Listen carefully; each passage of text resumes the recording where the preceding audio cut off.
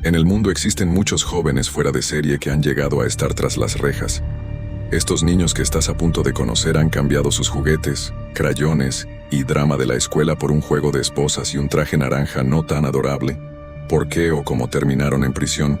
Bienvenido a la Casa del Suspenso, yo soy Miguel, y hoy traemos los 7 niños más peligrosos del mundo.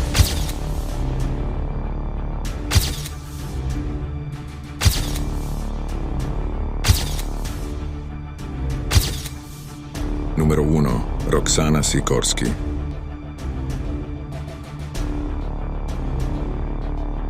Roxana Sikorsky.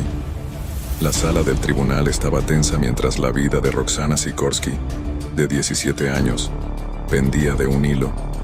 Era un día de ajuste de cuentas para la joven que había planeado un horrible crimen contra su propia familia con su pareja adulta. Las circunstancias que llevaron a este punto comenzaron en octubre de 2014, cuando Roxana tenía solo 15 años. Se despertó en medio de la noche con una idea aterradora que había intentado quitarle la vida a su hermano menor, porque estaba consumida por un deseo enfermizo de destruir a sus padres y hermanos. Afortunadamente su complot fue frustrado y su familia sobrevivió a la experiencia. La madre de Lauren Sikorsky, Roxana, reunió la fortaleza para dirigirse al tribunal antes de que comenzara el juez. Al leer el castigo, hizo un apasionado llamado a la compasión en nombre de su hija adoptiva, abrumada por sentimientos encontrados. Necesita desesperadamente ayuda psicológica continua.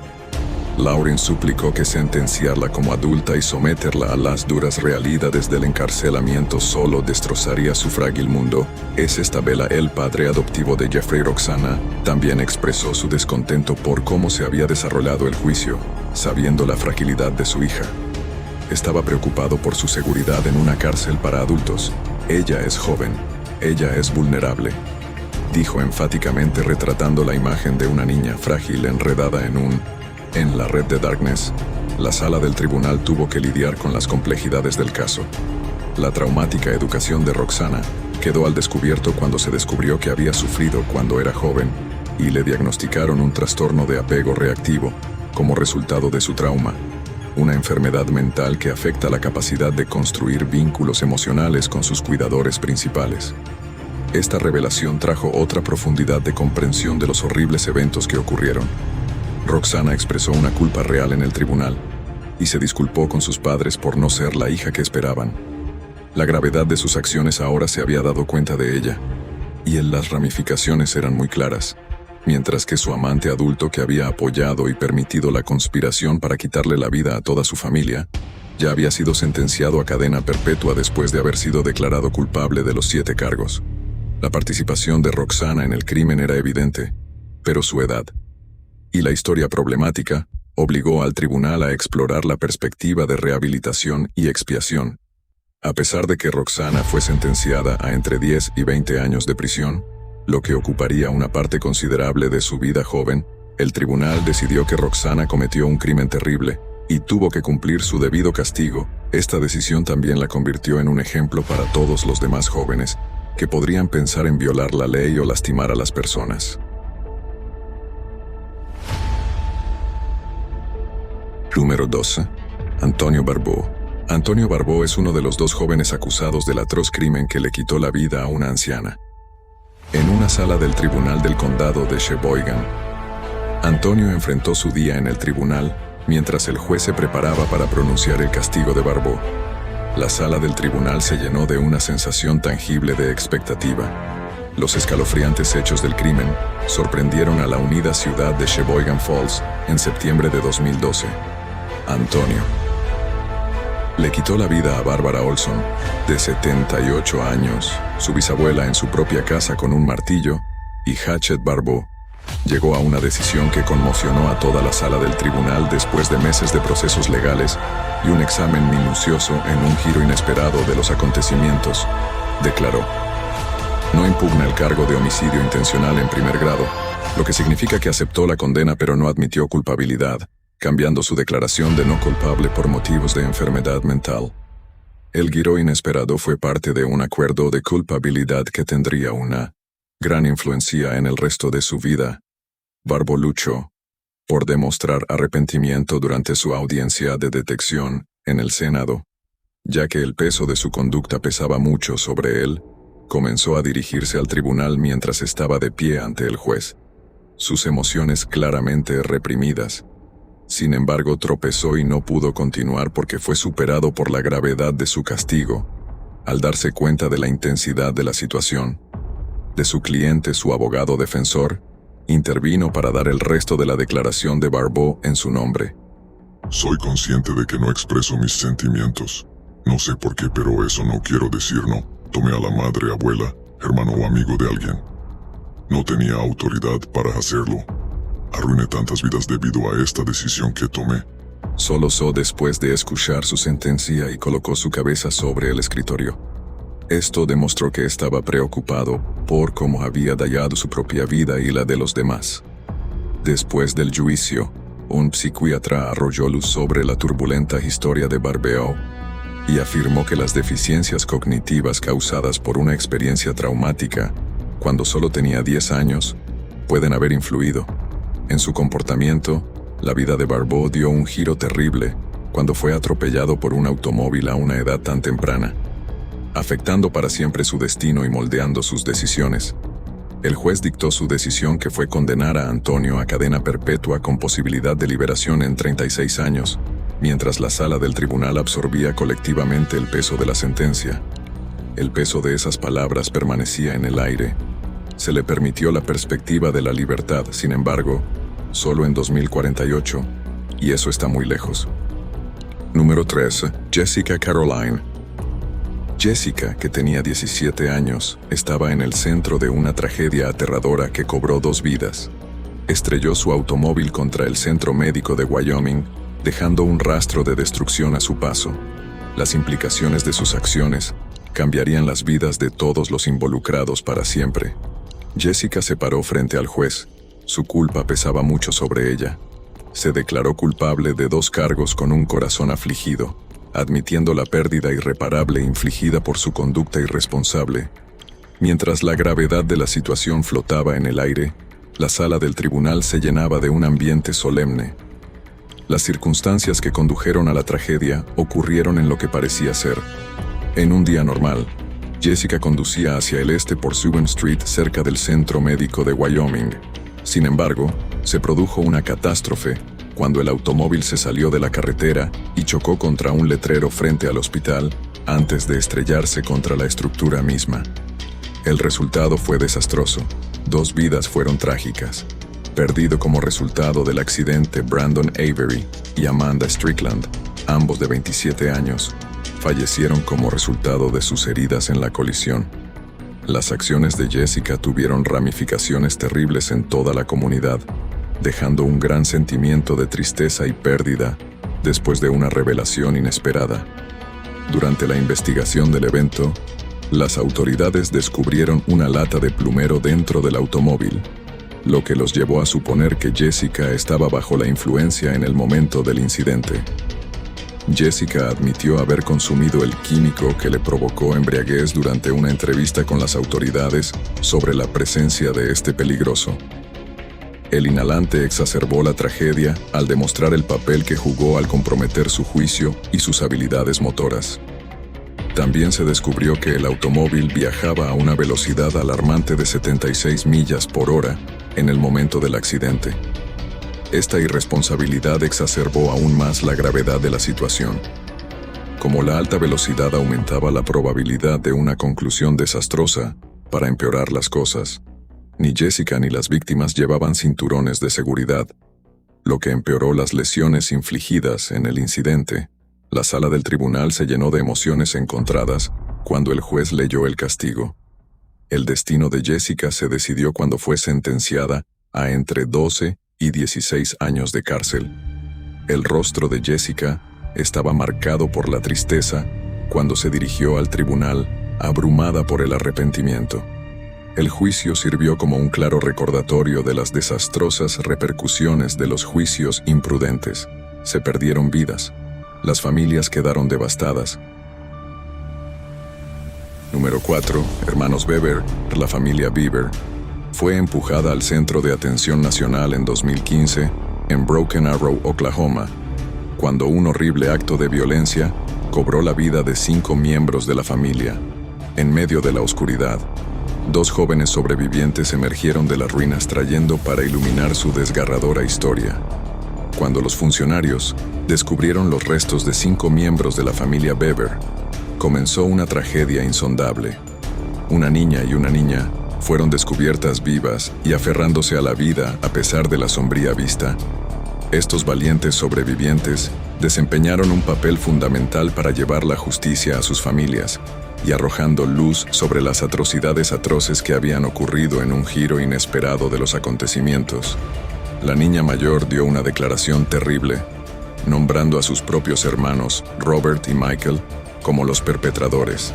Robert, que tenía 18 años en ese momento, y Michael, que tenía 16, fueron arrestados más tarde y acusado de las atrocidades cometidas contra su familia.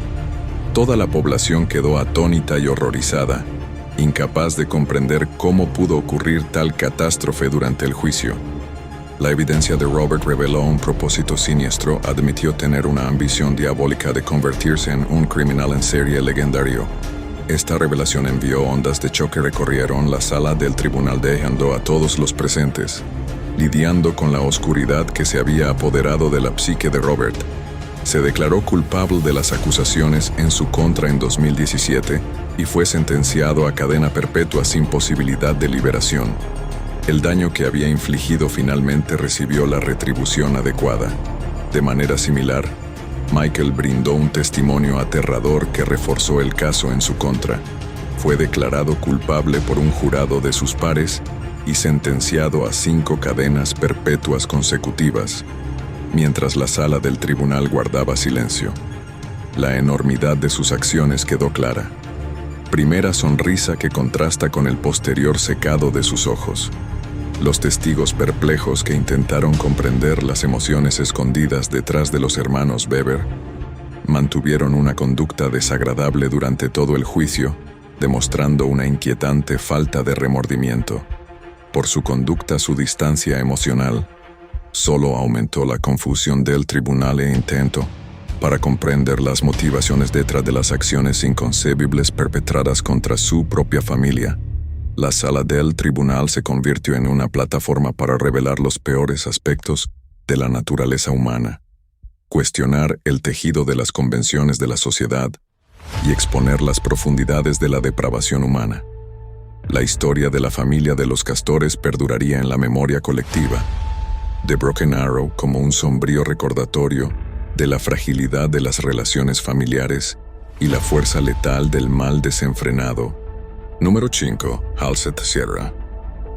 El destino de 2 jóvenes se decidió en una sala llena de tensión y tristeza.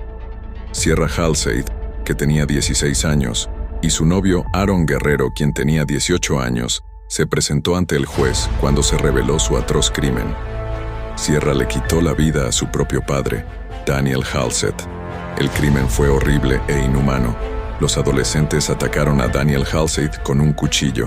Incluso intentaron manipular su cuerpo en un intento espantoso de disfrazar sus pistas. Le quitaron su automóvil porque querían alejarse de las repercusiones de su conducta. Este terrible hecho ocurrió en abril del 2021. Una hija le quitó la vida a su propio padre, el hombre que debió ser su defensor y mentor. Como la realidad de la situación ambientada en la angustia y el desconcierto en la sala del tribunal eran evidentes. Sierra y Aaron sintieron que el peso de sus actos pesaba sobre ellos cuando el juez leyó la pena. Cadena perpetua con posibilidad de liberación después de 22 años. La enormidad de su crimen, el daño que habían infligido y las vidas destrozadas que habían dejado atrás, requirieron la sentencia más severa que la ley podía. Levi Sierra y Aaron fueron declarados culpables por la jueza de distrito Kiara Jones.